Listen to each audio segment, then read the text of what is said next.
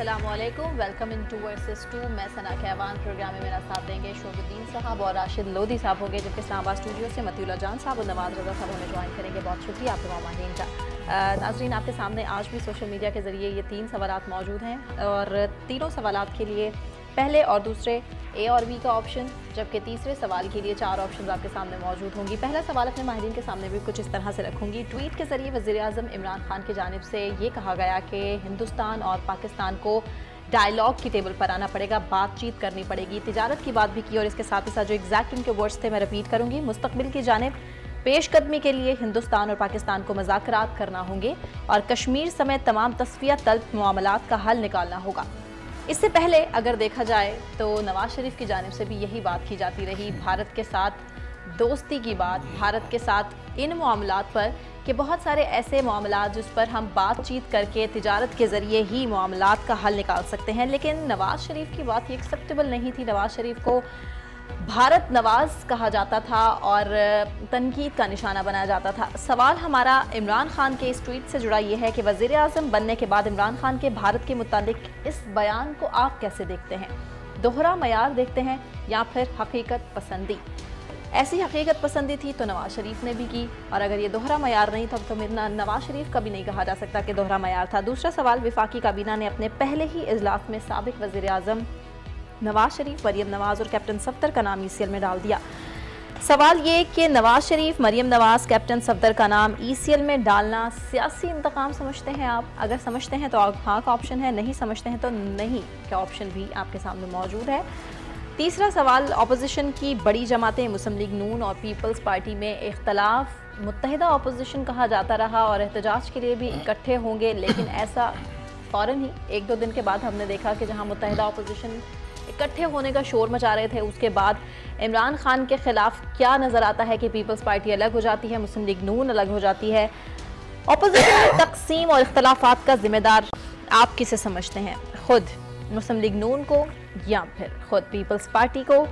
दोनों का कसूर समझते हैं या फिर चौथा ऑप्शन कोई और, किसी और क़ुव्वत का भी हमने इसमें जिक्र करना है? अपने माहिरीन के सामने रखूंगी मैं ये सवाल, उसका जवाब हम देंगे। लेकिन सबसे पहले सवाल के लिए सबसे पहले मैं शुभ साहब आपको मैं मौका देना चाहूँगी। वज़ीर-ए-आज़म की इस ट्वीट को किस तरह से देखते हैं? इमरान खान की मैं बात करी, इमरान खान ने जिस तरह से भारत के साथ मुज़ाकरात की बात की, कश्मीर का मसला और भी तस्फियत मामलात हैं, आप किस तरह से देखते हैं इस बयान को? दोहरा मयार समझते हैं या हकीकत पसंदी की तरफ इशारा इमरान खान का? पूछना चाहूँगा क्या क्या कि जिन्होंने सवाल बनाया ना उसमें एक छोटा सा काम और करते हैं। मुझे वो बयान चाहिए जिसमें इमरान खान ने कहा था कि हम पैदा होते ही, यानी कि जन्म लेते ही, इक़्तिदार में आते ही पहला काम करेंगे इंडिया पे बम गिराएंगे। कहाँ का है? किसने कहा जंग करेंगे? मैं ये नहीं कहा भाई। वो ये कहते हैं हमारी तरजीह तिजारत नहीं, हमारी तरजीह बेहतर ताल्लुक है, लेकिन कश्मीर का मसला हल करो फिर आगे चलेंगे। ठीक, एक डिफरेंस है बात करने में।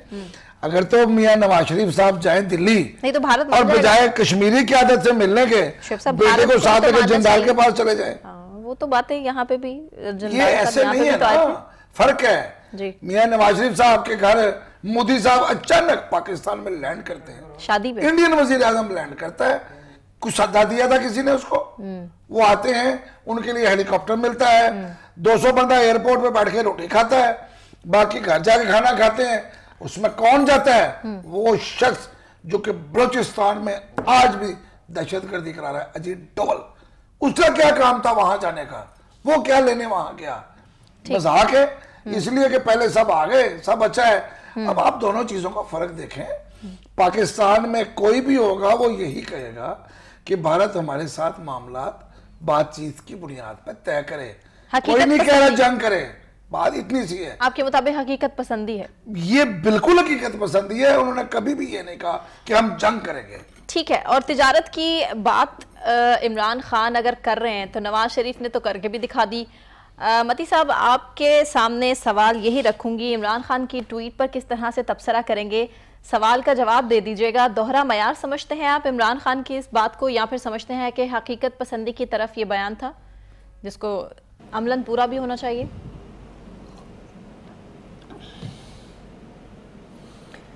देखिए, मैं समझता हूँ कि यह सिर्फ इमरान खान का दोहरा मयार नहीं है, उन कुव्वतों उन इदारों का भी दोहरा मयार है कि जो इससे पहले नवाज शरीफ के ऐसे ही बयानात को शक की निगाह से देखते रहे हैं। और इमरान खान की मैं नहीं समझता भारत के हवाले से या अफ़गानिस्तान के हवाले से या कश्मीर के हवाले से कोई अपनी पॉलिसी है या उनकी तहरीक इंसाफ की कोई ऐसी पॉलिसी है कि जिसमें कोई ऐसी नई बात हो कि जिससे कश्मीर का मसला हल की तरफ जाए या पाकिस्तान और भारत के ताल्लुकात बेहतर हों। तो इमरान खान जो भी कह रहे हैं वो इससे पहले नवाज शरीफ भी कहते रहे हैं, और नवाज शरीफ भी जो कहते रहे हैं वो ये नहीं कहते रहे कि लेकिन कहने वाले तो ये कहते हैं कि नवाज शरीफ के मामले में जाती मुफाद आ गया था, वो एक खास प्रोपेगेंडे का शिकार भी रही है खास कुव्वतों की तरफ से।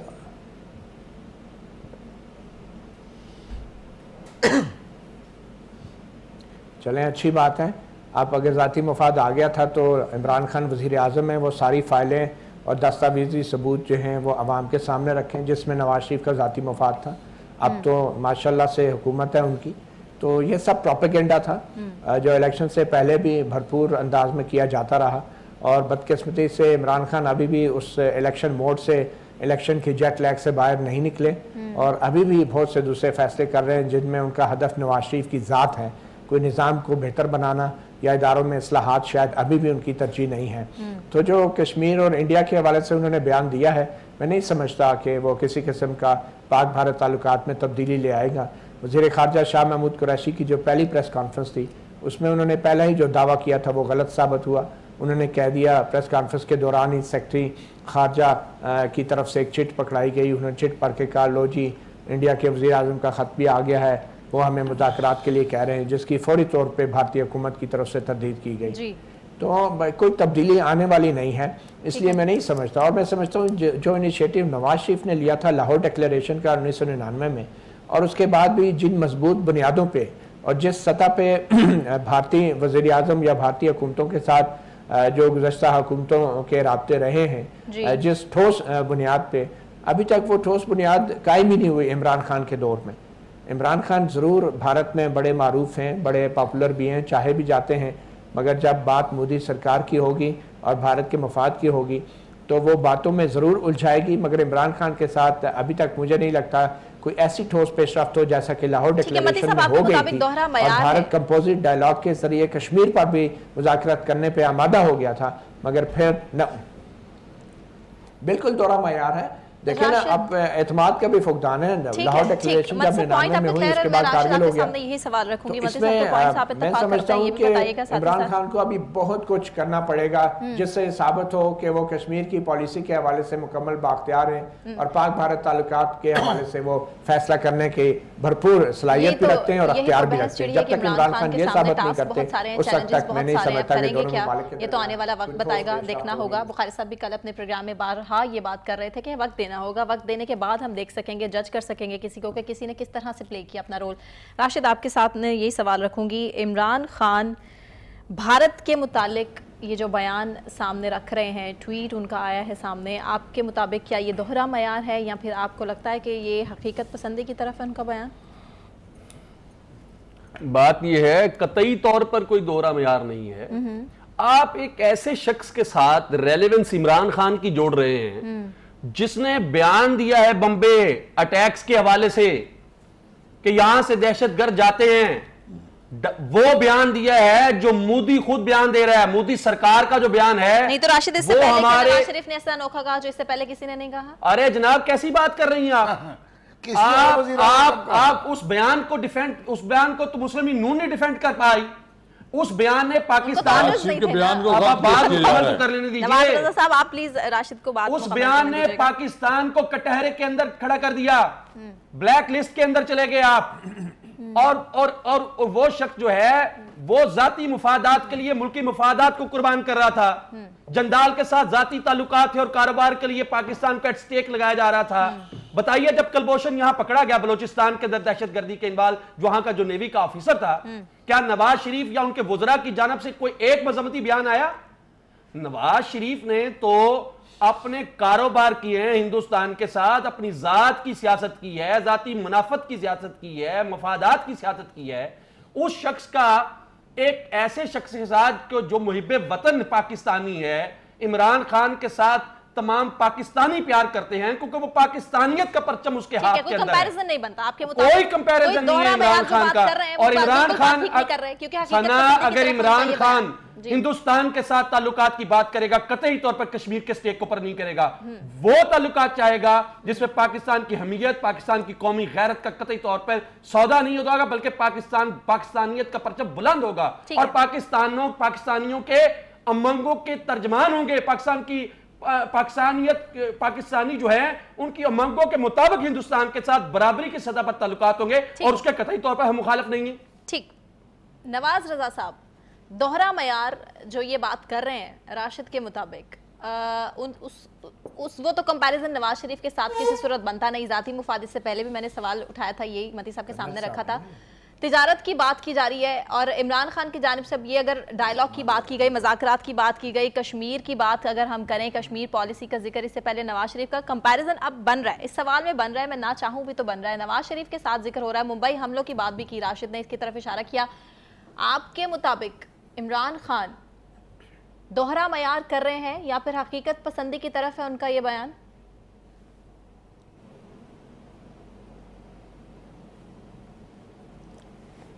जी देखिए, पहली बात यह है कि मैं मतीउल्लाह जान साहब ने जो कुछ कहा है उससे बड़ी हद तक मैं इत्तेफाक करता हूँ। ये वज़ीर आज़म इमरान खान ने जो कुछ कहा है, ये उनकी जो पहली तकरीर थी कौम से जो खिताब था उसमें कश्मीर को उन्होंने गोल कर दिया था, वो भूल गए थे ना, वो कहना चाहते थे, ये बाद में उनसे ये ट्वीट कराया गया है। अभी तो भारत हमारे साथ उस तरह उस सतह पर बात करने के लिए तैयार ही नहीं है। और फिर ये बात यह कि इसमें नवाज शरीफ को कहाँ आप उसमें मुलव्वस करते हैं बात। नवाज शरीफ ने तो भारत की आंखों में आंखें डालकर बात की है। नवाज शरीफ ने तो जनाब कश्मीर के बारे में अक़वाम मुत्तहिदा के फोरम में बात की है। उसने दुनिया का कोई फोरम नहीं छोड़ा जहाँ कश्मीर में बात ना की हो। ये लोग उसके खिलाफ जो झूठा प्रोपेगेंडा करते हैं कि नवाज शरीफ प्रो इंडिया हो गया, नवाज शरीफ ने तो हमेशा इंडिया की आंखों में आंखें डालकर बात की है। और नवाज शरीफ जो है वो उसने मुल्क कौम की आवाज को आगे बुलंद किया है। और ये नवाज शरीफ को और इमरान खान के साथ कैसे मिला सकते हैं? नवाज शरीफ उस मुल्क का सीजन्ड पॉलिटिशियन है। ये पहली बार इनको वज़ारत उज़्मा मिली है। इनको समझ आ जाएगी कि भारत इनके साथ क्या सलूक करता है। भारत के साथ ये कुछ इंडिपेंडेंटली बात भी नहीं कर सकते हैं। आप देखें, जो बात नवाज शरीफ कहता था प्रोपेगेंडा उसके खिलाफ होता था। आज यही बात इमरान खान भी कह रहे हैं और उसको लोग कह रहे हैं जी वाह वाह क्या बात आपने कह दी है। तजारत की बात वो भी करें, तजारत के साथ साथ वो तलकात की बात भी करते हैं। अभी तक तो भारत आमादा नहीं हुआ हमारे साथ बात करने के लिए। मैं समझता हूँ इमरान खान जब गए तो मोदी से जाकर मिले नहीं थे।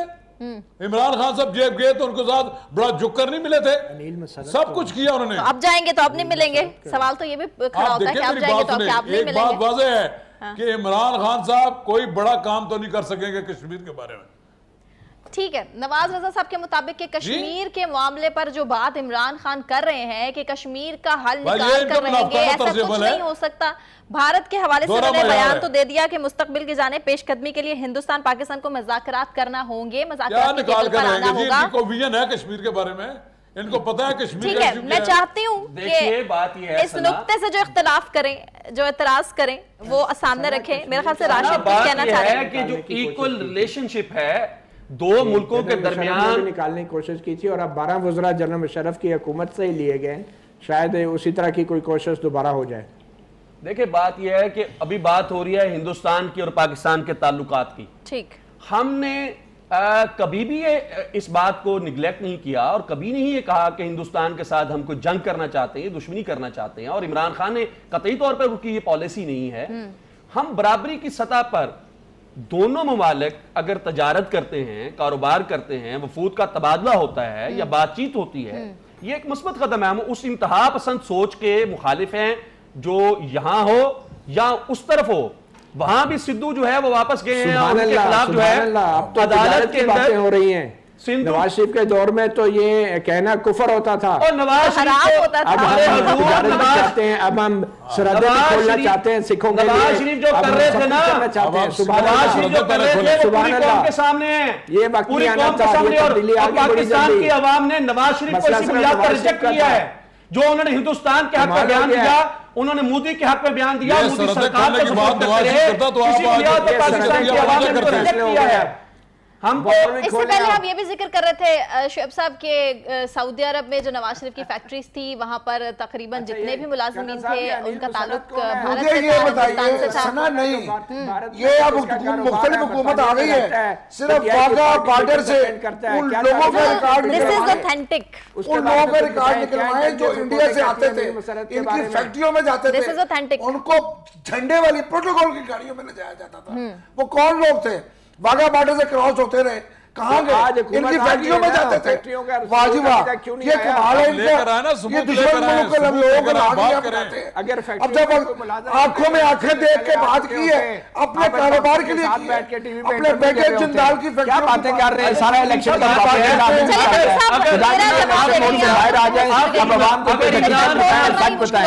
इलेक्शन के मोड से बाहर आ जाए, झूठ बोलना बंद कर दें, लोगों को सच्ची बात बताएं, झूठ का प्रोग्राम भी बताते रहे। देखें बात यह है, इमरान खान कश्मीरियों की जो जद्दोजहद है उसको पास है, उन्होंने अपनी तकरीर में सबूत कश्मीर फैक्ट्रियों के सबूत भी ले आए सारे।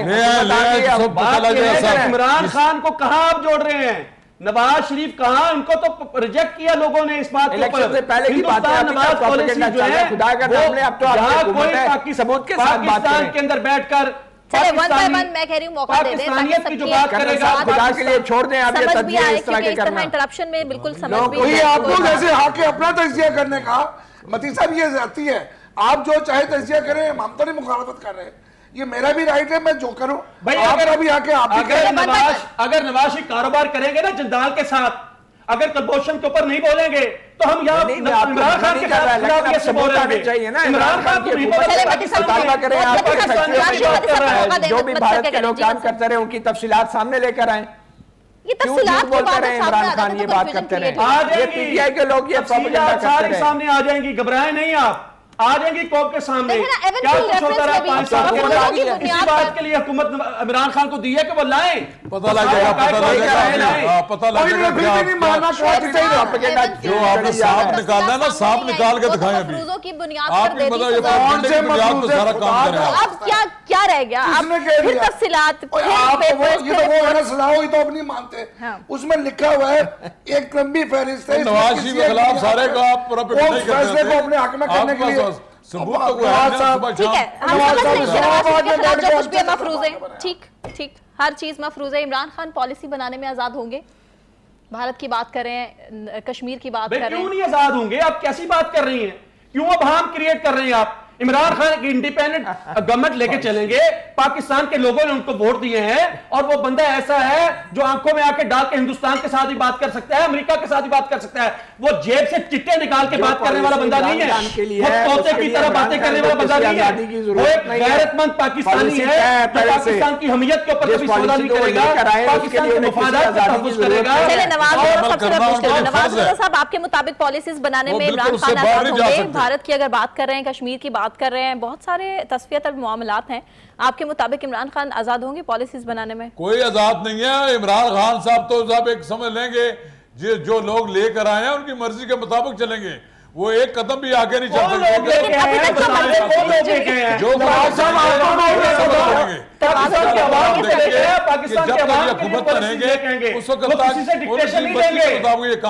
इंटरनेशनल दुनिया से पाकिस्तान के खिलाफ काम नहीं करेंगे। वो ठीक है, वो पाकिस्तान के हक के अंदर। रिटायर्ड सफ्तर का नाम ईसीएल में डाल दिया। मुस्लिम लीग नून की जानिब से ये कहा जा रहा है कि ईसीएल में नाम डालना एक सियासी इंतकाम जो है वो लग रहा है, और इसके साथ ही साथ शहबाज शरीफ साहब ने मजम्मत की है, इसके खिलाफ जेल में है तीनों के तीनों, नवाज शरीफ, मरियम नवाज, कैप्टन सफ्तर।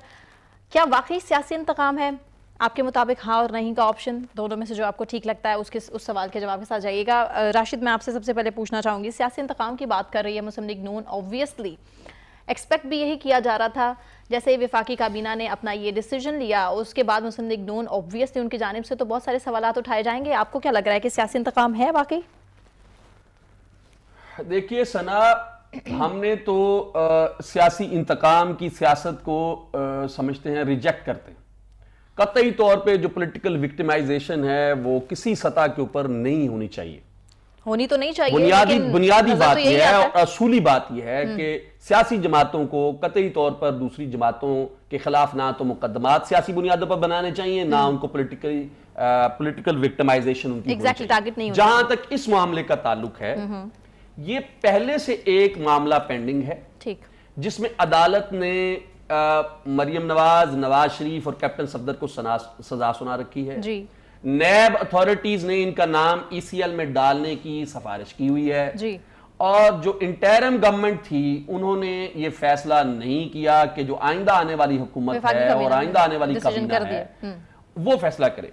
अब इमरान खान का तो बुनियादी एजेंडा नंबर 1 करप्शन की एलिमिनेशन है।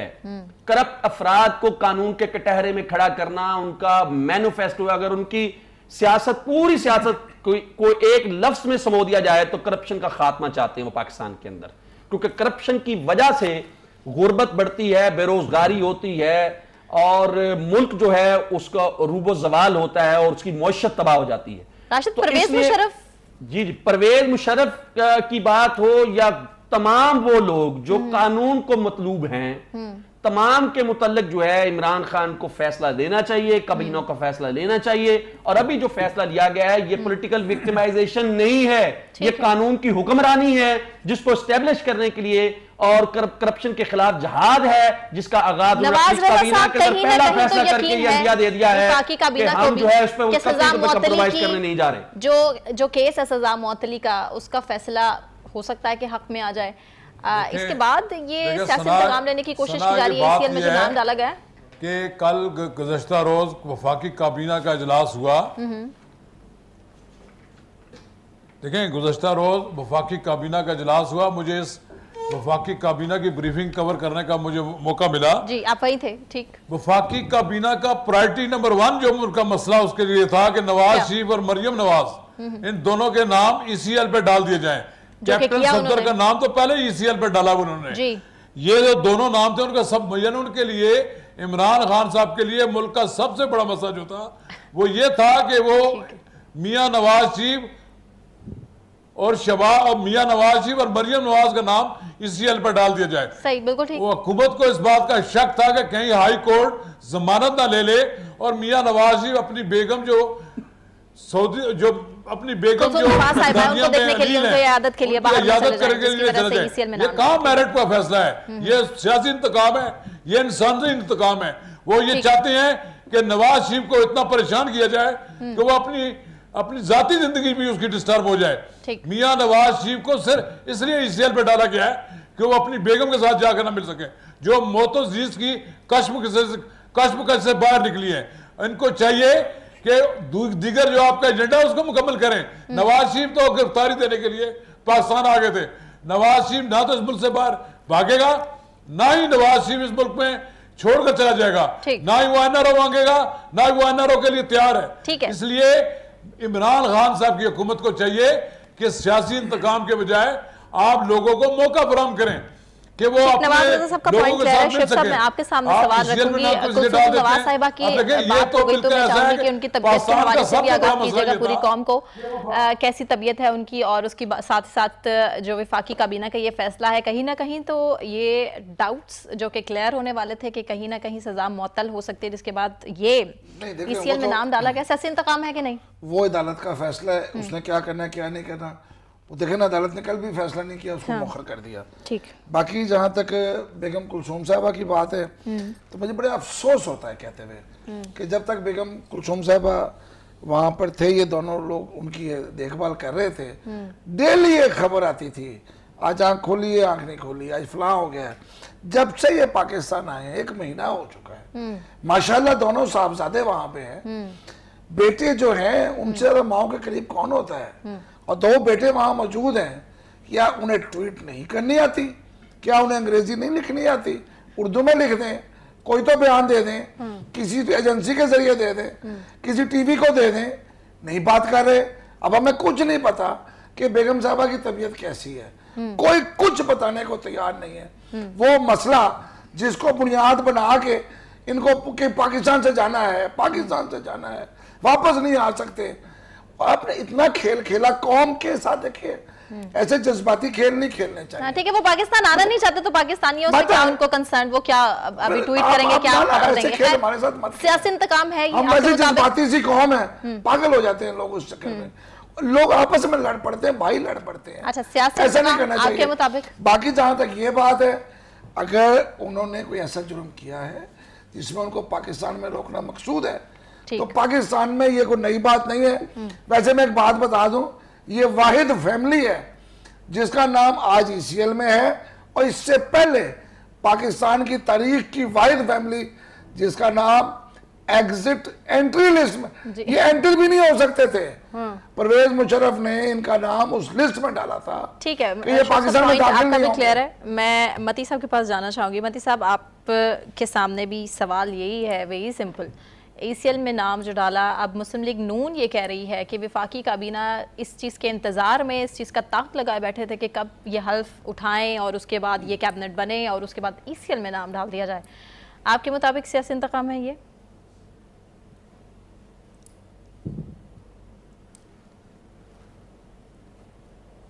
मैं समझता हूँ इमरान खान अभी भी बतौर वज़ीर आज़म सोचने की और फैसला करने की बजाय बतौर चेयरमैन तहरीक इंसाफ जो है वो फैसले कर रहे हैं। अच्छा। जो काबीना का इजलास हुआ है वो शायद भूल गए थे, ये पाकिस्तान की वफाकी काबीना का इजलास है, तहरीक इंसाफ की सेंट्रल एग्जीक्यूटिव कमेटी का इजलास नहीं है। ठीक। ये जो फैसला किया है बड़ा ही एक मज़ा खेज़ फैसला है। 2 अफराद हैं, बल्कि 3 अफराद हैं जो पाकिस्तान की सबसे बड़ी जेल, बड़ी जेलों में से एक जेल अडियाला जेल के अंदर हैं, हाई सिक्योरिटी जोन में हैं। उनका नाम आप एग्जिट कंट्रोल लिस्ट में डाल रहे हैं कि वो कहीं एयरपोर्ट के रास्ते बाहर न चले जाएं। इससे अच्छा था कि आप अडियाला जेल की सिक्योरिटी थोड़ी सी बेहतर कर लेते। दूसरी बात यह है कि अगर वो बेल पे या ज़मानत पे रिहा हो भी जाते हैं जी, तो अगर अदालतें उन्हें ज़मानत के काबिल समझ रही हैं तो फिर इमरान खान या हुकूमत कौन होती है उनको कहीं बाहर जाने से रोकने के? क्या अदालतें जो हैं वो जब ज़मानत देती हैं तो वो इस शर्त पे देती हैं कि वो मुल्क छोड़ के नहीं जाएंगे? ठीक। क्या इमरान खान की अपनी वालिदा मोहतरमा जिस हालात में, जिस सेहत की सूरत हाल से दो चार रही, क्या कलसूम नवाज उसी सूरत हाल से दो चार नहीं है? तो और एग्जिट कंट्रोल लिस्ट ये क्या है? एग्जिट कंट्रोल लिस्ट तो इंतहाई एक आर्बिट्रेरी निज़ाम रहा है और ये वफाकी काबीना के लेवल पे तो होना नहीं चाहिए। इमरान खान को चाहिए था वो कहते कि ठीक है जब अदालतें कोई फ़ैसला करेंगी तो अदालतों से भी तो ECL पे नाम डलवाया जा सकता है। नैब जो है अदालत में रिक्वेस्ट करे कि इनको बाहर जाने से रोकें, और पहले कई बार हुआ है अदालतें रोक देती हैं जिस मुल्ज़म की उन्हें होती है। जब वो ज़मानत देती हैं तो अदालतें कह देती हैं कि आप मुल्क से बाहर ना जाएं। जब अदालत ये मुनासिब समझेगी कि वो मुल्क से बाहर ना जाएं वो रोक देगी, नहीं समझेगी तो फिर इमरान खान जैसे वज़ीर आज़म की तरफ से और उनकी काबीना की तरफ से नवाज शरीफ और मरीम नवाज का नाम ECL पे डालना ये इंतहाई मज़ा खेज़ एक फैसला है। ये सियासी ठीक, मती साहब का पॉइंट क्लियर है। राशिद, आपके मुताबिक भी इमरान खान इस मामले में पर्सनल होगा जो है ना, इसकी वजह से वो भूल गए कि वो वफाकी काबीना के इजलास में अनास के अपने पाकिस्तान तहरीक इंसाफ के सेंट्रल एग्जीक्यूटिव कमेटी के इजलास में। सना मेरी बात जरा पूरी कर लूं, मैं एक बात मेरी पूरी सुन लें आप जी। सना मैं बात पूरी सुन लें आप जी। मैं ये कह रहा हूँ कि हमारी जो एग्जिट कंट्रोल लिस्ट है वो जितनी बासर है वो हमें पाक अफगान सरहद पे नजर आती है, जहाँ से हमारे साबिक वज़ीर दाखिला रहमान मलिक भी जहाँ से फरार हुए थे। तो ये एग्जिट कंट्रोल लिस्ट जो है एयरपोर्टों के लिए आप लगा दें, कैदियों के लिए, पूरे पाकिस्तान के कैदियों को डाल दें आप ECL पे। सिर्फ नवाज शरीफ और मरीम नवाज क्यों नहीं बाकी कैदियों को डाल रहे? नवाज शरीफ से क्या दुश्मनी है आपकी?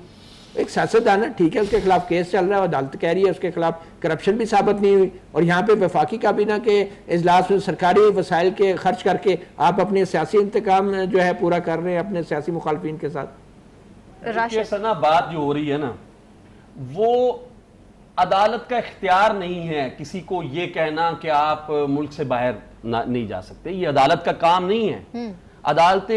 अदालतों ने पहले भी ये वादे किया जब परवेज मुशर्रफ जो गए थे। क्यों नहीं है? अदालतों ने ऑर्डर किए हैं इस तरह के। अदालत मेरी अदालतों ने अहकामात जारी किए ECL पे डालने के नाम। ECL के ऊपर डालने का वफाकी हुकूमत को ही कहती है ना, खुद नहीं डालती। अदालतों का ये काम नहीं है, ये डोमेन नहीं है। परवेज मुशर्रफ को भी नवाज शरीफ ने डील करके भेजा था यहां से। अदालत के अंदर गए थे, मामला अदालत के ऊपर शिफ्ट करने की कोशिश की थी। रिस्पांसिबिलिटी अदालत ने वादे किया था कि ये काम आपका है, आपने फैसला करना है। ये हुकूमतों ने फैसला करना है और वफाकी हुकूमत ने ये वादे फैसला कर दिया है कि जिन लोगों ने पाकिस्तान के मसाइल को पाकिस्तान से भाग नहीं पाएंगे वो कानून का सामना करना पड़ेगा उनको। इसी तरह वो कानून का सामना पड़ेगा।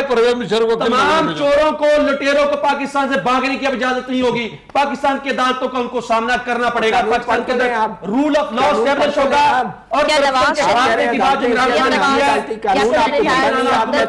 सामना करना पड़ेगा। कौन से कानून की जिम्मेदारी है ये? मुझे पोल हुकूमत ने अपनी आईनी और कानूनी जिम्मेदारी पूरी की है। नवाज शरीफ, मरियम नवाज और इसके साथ ही साथ कैप्टन इटाज सफदर का नाम ईसीएल में डालना सियासी इंतकाम है। ये मौक़िफ़ था हाँ में और ना में जवाब जो आया है वो मैं सामने रखना चाहूंगी। हाँ में 29% अवाम ने जवाब दिया है और नहीं में जवाब दिया है 71% अवाम ने। एक बार फिर से रिपीट करना चाहूंगी, क्या नवाज शरीफ, मरियम नवाज, कैप्टन इटाज सफदर का नाम ईसीएल में डालना सियासी इंतकाम है? नहीं में जवाब दिया है 29% अवाम ने और हाँ में जवाब दे रहे हैं 71% अवाम। इसी के साथ ब्रेक और ब्रेक से वापस आने के बाद हम तीसरा सली का शोर मचाते हुए एक साइड पर हो गए और इमरान खान पाकिस्तान तहरीक इंसाफ एक साइड पर हो गए। लेकिन हमने देखा कुछ ही दिनों के बाद, कुछ अरसे के बाद नहीं, कुछ महीनों के बाद नहीं, बल्कि कुछ ही दिनों के बाद पीपल्स पार्टी मुस्लिम लीग नून में धड़ाड़ पड़ती नजर आई और दोनों अलहदा अलहदा हो गई। इख्तलाफ की वजह कौन बना? मुस्लिम लीग नून, क्या खुद पीपल्स पार्टी, क्या वो खुद, या फिर आपके मुताबिक दोनों का ऑप्शन है, या जो चौथी ऑप्शन हमारे मुताबिक कोई और, कोई तीसरी कुव्वत भी हो सकती है? आप जो ठीक समझते हैं उसका जवाब दीजिएगा। मती साहब आपके सामने रखूंगी मैं ये चारों के चारों ऑप्शंस। आपके मुताबिक पीपल्स पार्टी मुस्लिम लीग नून में इख्तलाफ की वजह आप सबसे ज्यादा किसे समझते हैं? जहां तक मैं समझने वाली पीपल्स पार्टी की ऑप्शन रखेंगे आप सामने, या तीसरी कुव्वत, चौथी ऑप्शन? नहीं, वो सीधा सीधा कहे कोई और मैं बता देता।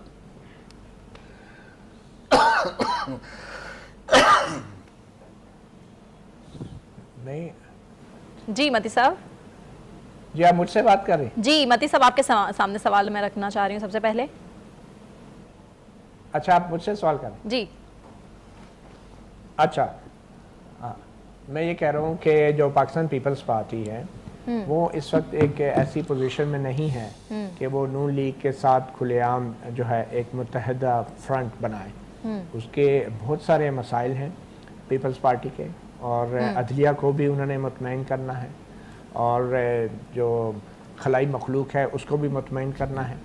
और ऐसी सिचुएशन के अंदर पीपल पार्टी जो है वो कभी भी नून लीग के उन उम्मीदवारों को सपोर्ट नहीं करेगी जिसका फैसला नून लीग करेगी। वो हमेशा कोई ना कोई एतराज़ उठाएगी ताकि मुत्तहिदा फ्रंट सामने ना आ सके। और अपोजिशन के तौर पे अभी जो सेनेट के अंदर लीडर ऑफ अपोजिशन को चेंज करने के लिए नून लीग और उसके इत्तेहादियों की तरफ से भी दरख्वास्त की गई है। ऐसी सिचुएशन में मैं समझता हूँ कि पीपल्स पार्टी और नून लीग में फासले बढ़ रहे हैं और ये कोई अच्छा शुगर नहीं है अपोजिशन जमातों के लिए, क्योंकि आने वाले वक्तों में हम देख रहे हैं कि सेनेट के अंदर जो स्ट्रेंथ थी अपोजिशन की, उस स्ट्रेंथ को डिवाइड कर दिया जाएगा बड़ी कामयाबी के साथ, क्योंकि सेनेट के अंदर जो एक मुत्तहिदा फ्रंट था वो अगर अभी डैमेज होता है तो आने वाले वक्तों में हुक्मरान जमात के लिए कानून साजी की हद तक भी काफ़ी आसानी पैदा हो सकती है। और जो प्रेसिडेंट पाकिस्तान का ओहदा होता है उसमें जब तक तो जनरल मुशर्रफ जैसे लोग थे या आसिफ अली जरदारी जैसे पार्टी के सरबराहान थे उस वक्त तक तो बहुत ही एक ताकतवर ओहदा था। मगर अब जिस तरीके से जो नए लोग अब आ रहे हैं और इमरान खान जैसे वज़ीर आज़म के होते हुए मैं नहीं समझता कि इसकी कोई अहमियत है। मगर हेड ऑफ़ द स्टेट जो है अभी भी एक बहुत बड़ा तमाम सियासी जमातों के लिए एक प्राइज़ है जिसका ऊपर कोई रिस्क नहीं ले सकता, क्योंकि हेड ऑफ़ द स्टेट जो है चाहे आइन में कोई अख्तियार हो या ना हो वो किसी वक्त भी जो है उसको जिन कुव्वतों ने इस्तेमाल करना होता है वो इस्तेमाल कर लेती हैं। तो ऐसी सिचुएशन के अंदर आने वाले वक्त में पीपल्स पार्टी आप देख रही हैं कि उसका एक अहम किरदार होगा और पीपल्स पार्टी कभी भी नहीं चाहेगी कि हुक्मरान जमात को या मुक़्तदर कुव्वतों को कोई ऐसा मैसेज दे कि जिससे उसकी मुश्किलात में इजाफा हो।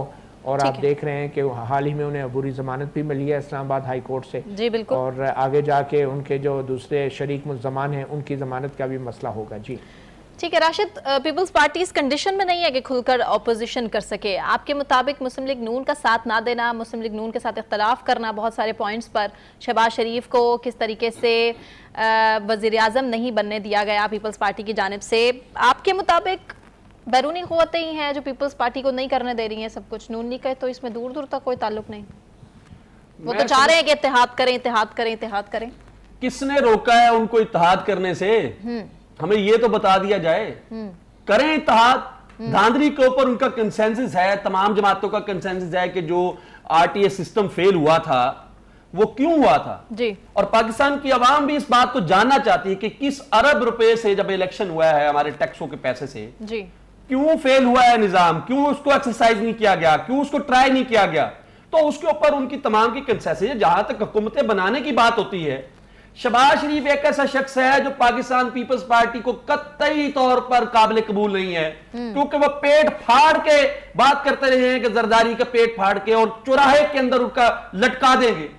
और बाद में आपने देखा कि फिर वो कैसे गिरगिट की तरह रंग बदले उन्होंने अपने मुफादात के लिए। वो किसी हद तक भी जाने के लिए तैयार होते हैं। तो आज भी पाकिस्तान पीपल्स पार्टी का जो एक कैडर है, उनकी क्यादत हो या उनके कारकुन हो, वो कतई तौर पे नवाज शरीफ को एक्सेप्ट नहीं करते हैं। शहबाज शरीफ तो नहीं है ना। शहबाज शरीफ एक एक्सेप्टेबल पार्टी नहीं थी, जिसकी वजह से जब उन हुक्मरान नून लीग थी, उन्होंने उनको कायदे अवाम के लिए मुंतखब किया, उनका नामजद किया, तो उन्होंने नहीं माना है। अब बात हो रही है प्रेसिडेंशियल इलेक्शन की। तो प्रेसिडेंशियल इलेक्शन के लिए इत्तेहाद हसन पाकिस्तान पीपल्स पार्टी ने नाम दिया है, बड़ा बहुत मौजूद नाम है। और पाकिस्तान का एक ऐसा है जो नवाज शरीफ और इनके वकील भी रहे हैं माजी के अंदर भी। एक ऐसा शख्स है जो एक न्यूट्रल है, तमाम आपके लिए जो है उनके अंदर उनका एक एहतराम है, उनकी क्रेडिबिलिटी है, एक ऑनेस्ट और अपराइट बंदा है, और पाकिस्तान के अंदर एक इंटेलेक्चुअल दानिश्वर बंदा है। और पीपल्स पार्टी एक बड़ा बंदा जो लेके आए। अगर उनका नाम इनको काबिल कबूल नहीं है तो किसी और नाम के ऊपर इकट्ठे हो जाए। ये पहले रजा रुबानी का नाम कहते रहे ना सेनेट के अंदर, रजा रुबानी को लाए, रजा रुबानी को लाए, अब रजा रुबानी के नाम पर इकट्ठे हो जाए, ठीक है, हो जाए रजा रुबानी के नाम पर इकट्ठे। लेकिन इत्तलात ये है सना, इत्तलात ये है कि शायद रजा रुबानी के नाम के ऊपर, और एक खबर ये भी मार्केट के अंदर गर्दिश कर रही है कि फजलुर रहमान का नाम भी शायद आए, और फजलुर रहमान के नाम के ऊपर ये तमाम जमातों का कंसेंसस हो जाए। हम तो चाहते हैं कि कंसेंसस हो, अगर नहीं होता तो फिर अपने अपने उम्मीदवार लाएं। नवाज रजा साहब ये साबित करें। ये एक प्रेडिक्शन कर दी है राशिद ने फजलुर रहमान साहब का नाम सामने आने की। आपके मुताबिक इस रजा रुबानी का नाम भी है, हाँ वो तो है, लेकिन नवाज रजा साहब आपके मुताबिक एक तो ये भी जवाब दीजिएगा, फजलुर रहमान की जो बात कर राशिद उसमें कितनी सदाकत, और इसके साथ ही साथ इख्तलाफ की वजह मुस्लिम लीग नून और पाकिस्तान पीपल्स पार्टी में आप कैसे समझते हैं? बैरूनी क़ुव्वतें हैं या फिर पीपल्स पार्टी खुद है? क्योंकि मुस्लिम लीग नून तो पीछे पीछे किसी भी तरह कहेंगे इत्तेहाद तो करेंगे। फजलुर रहमान वाली तो इत्तलात है ना, कोई खुफिया इत्तलात होंगी?